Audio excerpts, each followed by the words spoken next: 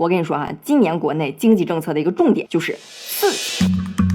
好，各种刺激政策力度也叫一个刺激。你看517来了个房地产大礼包，924又来了个央行大礼包，这俩我们之前都单独聊过。然后10月上旬的财政部发布会更是3番5次的强调说我们的政策还有空间。就我跟你明说了，别看咱们已经发了那么多政策，但我这可还有弹药呢，效果要是达不到预期，我还能接着打。那你说它这个弹药往哪儿打呢？你看咱们今年经济的整体数据出口还不错，主要是消费和投资这边添点火候。所以说今年宏观政策的一个重点就是拉动内需。咱们今天也结合着财政部这个发布会的一些政策来展开梳理一下，现在是准备怎么拉动这个跟大家息息相关的内需。别一说拉动内需咱就以为是让大家买。其实内需它是分消费需求和投资需求，但说白了也都是花钱。谁来花呢？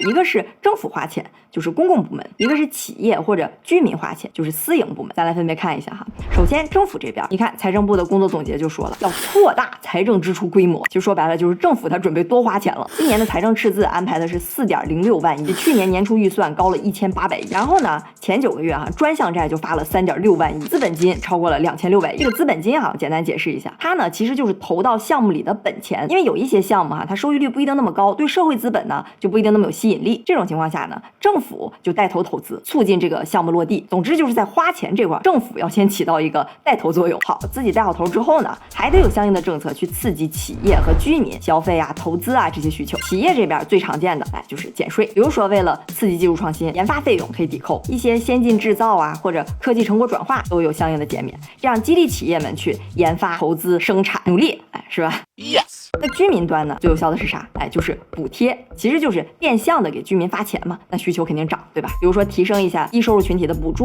提升学生群体的奖学金、助学金等等，让大家手里有更多钱花。这个补贴里边有个很有意思的点，你知道它力度最大的方向是什么吗？就是以旧换新。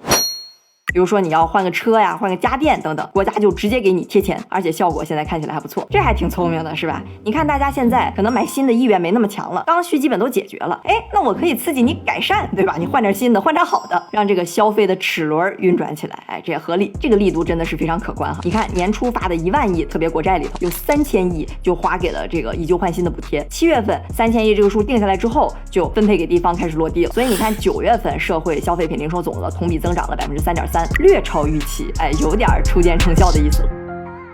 所以应对这波刺激呢，很多家电企业它也开始竞争，开始推出新品。要说最近几年家电升级，其实大家体感比较多的就是科技智能化这些，像小米生态的那种语音控制App 控制等等。不过这个主打科技的小米最近倒是从形态上给空调来了一波升级，它就推出了这个上出风空调。什么意思呢？现在不是有很多人不喜欢空调那个风直接对着人吹吗？你看吹久了头疼或者关节肌肉不舒服等等，所以这个上出风的出风口是冲上面吹的，风呢可以直接沿着墙走，就没有直吹的那种风感，跟中央空调一样舒服。那有朋友就要问了，你说夏天这冷风不直着吹，沿墙走是舒服了，那要是冬天这个热风都飘在上面，那不保暖呀？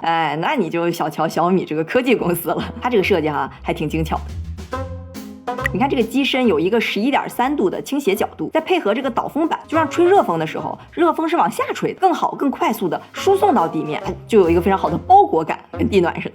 你别看就是看着好像简单调了一个出风口，我跟我专业的工程师朋友了解了一下其实它内部整个设计的构造改动还是挺大的。你比如说像蒸发器、风道都得重新去做结构设计。总之就是咱们最关心的体验，不管是冷风还是暖风，都可以非常舒适。对于家里像有母婴老人这种对舒适风感有要求的朋友，就还挺合适的。当然作为小米的一款高端机，对吧？它还是保持了一贯的节能和智能。它是双缸压缩、双排冷凝器、双排蒸发器，是吧？听着就挺厉害的。它节能率能达到40%，一年能省300多度电。同时它搭载的米家凌云智控引擎，可以让控温更精准，温度波动保持在0.5度以下，还可以接入小米的智能家居，实现一个人车家互联的智能体验。省心又省钱。我听说小米最近还搞了一个大家电实验中心，专门给家电做各种测试，看来也是准备在家电这儿去发力研发，搅动行业了。